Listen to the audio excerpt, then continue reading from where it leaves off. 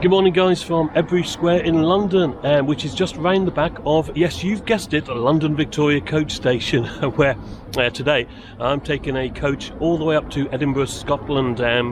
It's in the morning, so yeah, a new one for me. We're going to do it in the day, so to speak, and it's going to take about 9 hours and 15 minutes. Now, I paid less than £20 for this, so value-wise I think it's really good, but 9 hours or so, I'll tell you what, is it worth it versus the train? Well, let's go and find out. I'll see you on the coach and we'll get underway, shall we? Cheers for now. So obviously, if you live in London or the surrounding areas, a 9 o'clock in the morning departure is quite a nice, convenient time to be leaving the capital, providing of course you can spare a whole day for the journey north. Now, it was good to see Victoria Coach Station at this time of the day though, and yeah, as you can see, it was pretty busy.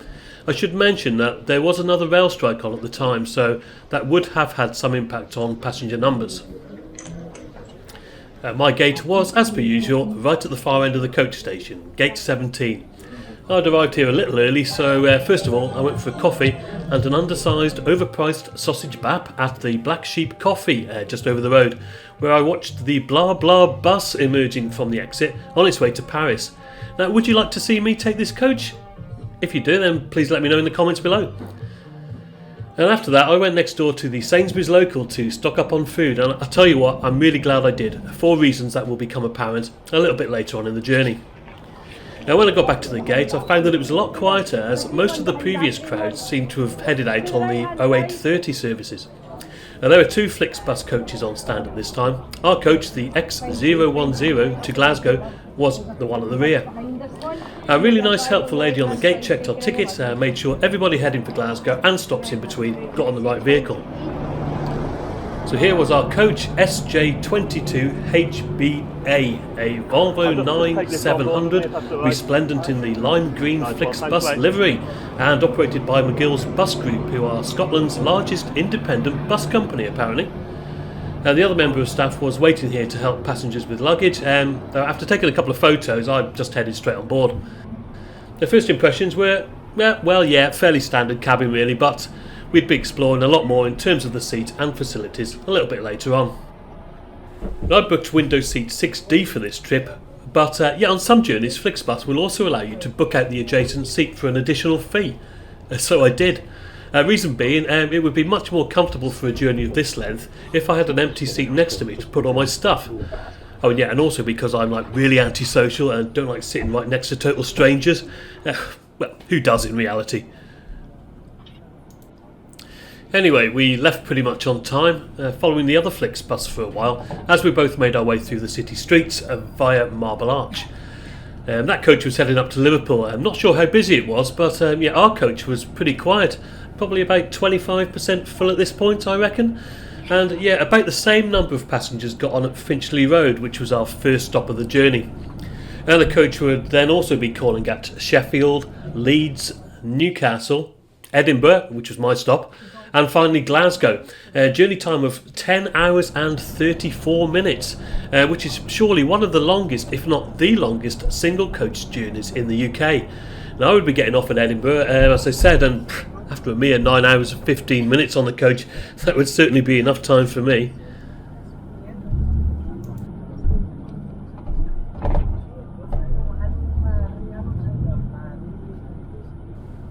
And after about 48 minutes, we'd reached the M1 just north of London, which we would be following for the majority of the journey up the eastern side of the UK.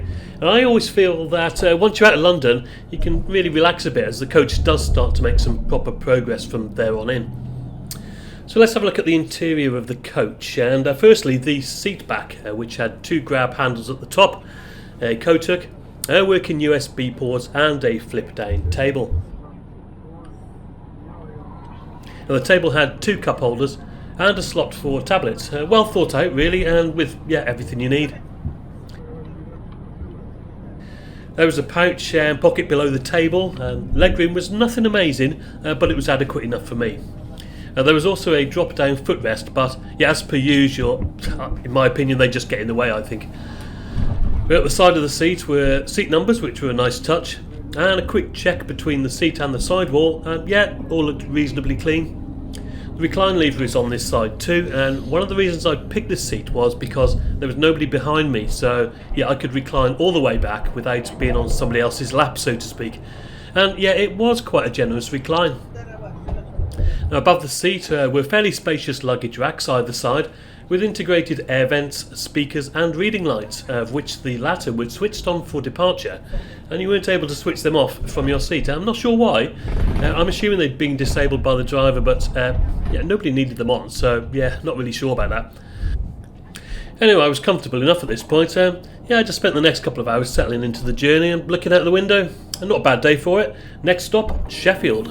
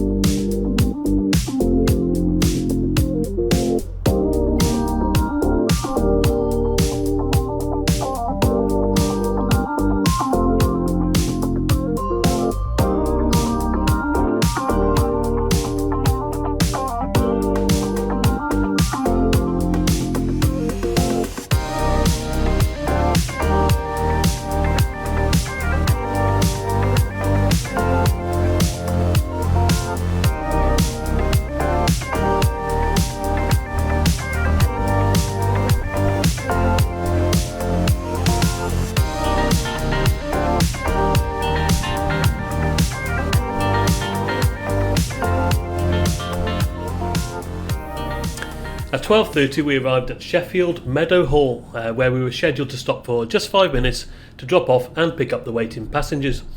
There wasn't really many time to get off and stretch our legs, so I took the opportunity to check out the seat. And yeah, you got the seat belt here, which is a legal requirement to be worn during the journey, and the seat itself, which was tall enough just to provide support for the head. It was quite thin and firm, but yeah, we'd see how comfortable it would prove to be by the end of the journey. One other thing to note is that although there is nobody directly behind you, it is right over the toilet. So you do get quite a bit of noise from the toilet flush and the tap and the air dryer. And so yeah, I probably wouldn't choose these seats if I was doing an overnight trip. Wi-Fi, well yeah, loaded up okay, no good for streaming. So definitely load up on Netflix or something like that before your trip. And I was able to carry out basic social media tasks though, like posting and uploading pictures. So yeah, all in all, it was sufficient for my internet needs for the duration of the journey. Right, next stop was Leeds. Let's go.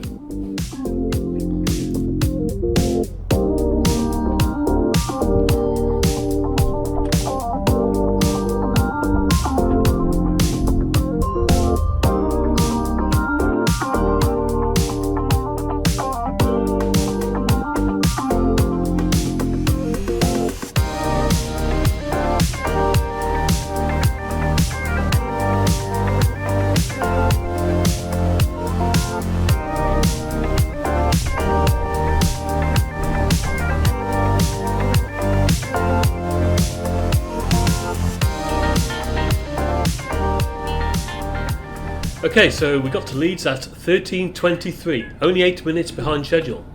And yeah, not so much a bus station here as a bus stop on the side of the road. Scheduled stop duration was again 5 minutes. A few more people got off, but only a couple got on, which surprised me really, because I would have expected more. Anyway, another Volvo YX63NGY of the Megabus unnamed variety passed us. He was allowed into the proper bus and coach station, which was only just around the corner as it turned out, but looked quite nice, Leeds actually, somewhere I'd like to visit properly one day. Anyway, we were soon back on our way, back to the M1 again, next stop Newcastle. Now this particular service was manned by a two-person crew on board, and they both took turns in driving. Safety announcements were made after each stop. The non-driver would come through the coach periodically to check on the toilets, and then they even collected rubbish from passengers at one point. And I actually got the impression they really looked after the coach and took some great pride in it. Anyway, talking about toilets, it was about time I checked out the loo, so yeah, I had a very quick wander down, and yeah, a bit whiffy when I got in there, but everything looked clean enough. It was pretty cramped, as you would expect, so yeah, it was easy to set off the hand dryer by accident. Well, at least it worked though, as did the tap, and there was plenty of liquid soap in the dispenser. There's an emergency call button here, and yeah, although the bin probably could do with a lid or emptying or both, generally speaking, the toilet was adequate enough. One of the better ones I've experienced, to be honest.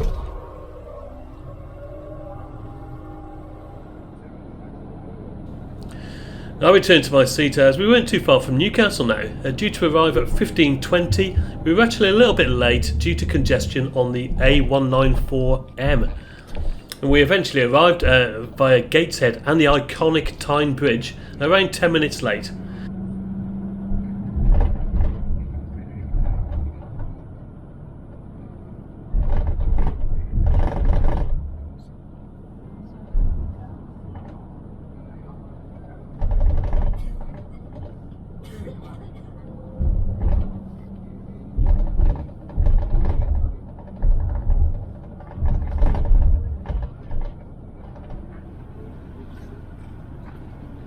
Another side of the road stop this, and yeah, we were quickly in and out again as our scheduled stop duration was, you've guessed it, just 5 minutes. I've got to say, the pace was relentless. No comfort breaks on this service, so there's no time for a leg stretch, and there's definitely no time to grab anything to eat, which is why I stressed at the start that you must get enough food and drink for the entire journey prior to boarding. That's probably your lunch and then your dinner and, yeah, some snacks in between. And you must be prepared to use the onboard toilet. You will not get time to leave the coach for a toilet break or for any food, so just be warned. About 7 hours in now and heading up towards Berwick-upon-Tweed and the Scottish border. Yeah, I must admit, I was feeling it a bit at this point and we were starting to lose the light a little too.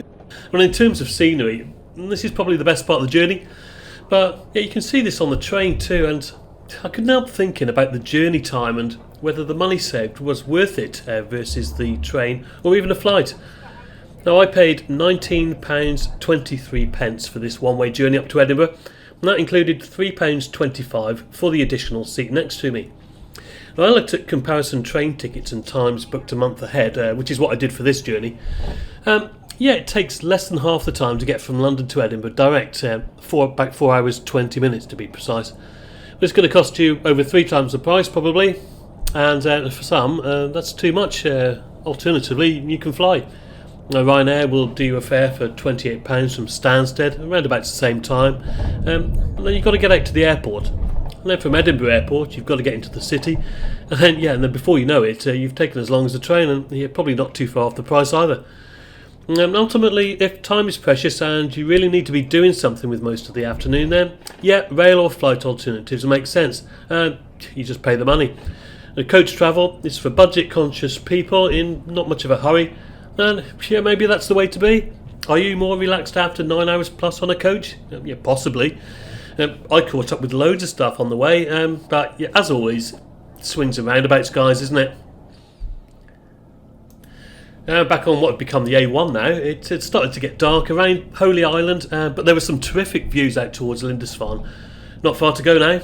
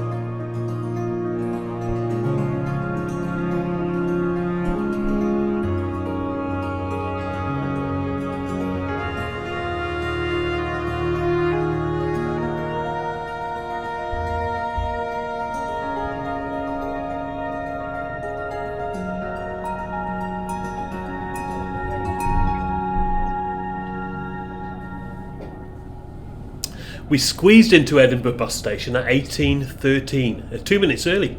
Yeah, I was definitely relieved to have arrived at my destination. Though to be honest, I could have probably carried on to Glasgow if I'd really needed to. And a couple of guys I saw in London were still on board, so massive respect to them. And that's another thing, isn't it? For a single coach travelling over 400 miles and stopping to drop off and pick up people at major cities on the way, and by the time it gets to its final destination, it's probably carried well over 100 different passengers. Easily, I would say. And a quick note about the two drivers on this journey as well. They must do this trip a lot, and they were excellent. Very professional, friendly, helpful, and they thanked all the passengers as they got off the coach. And I could not fault the crew. Real credit to the company. Only negative for me was that Edinburgh City Council, I presume, feels the need to employ security teams in their bus station at this time of the day, presumably to combat antisocial behaviour.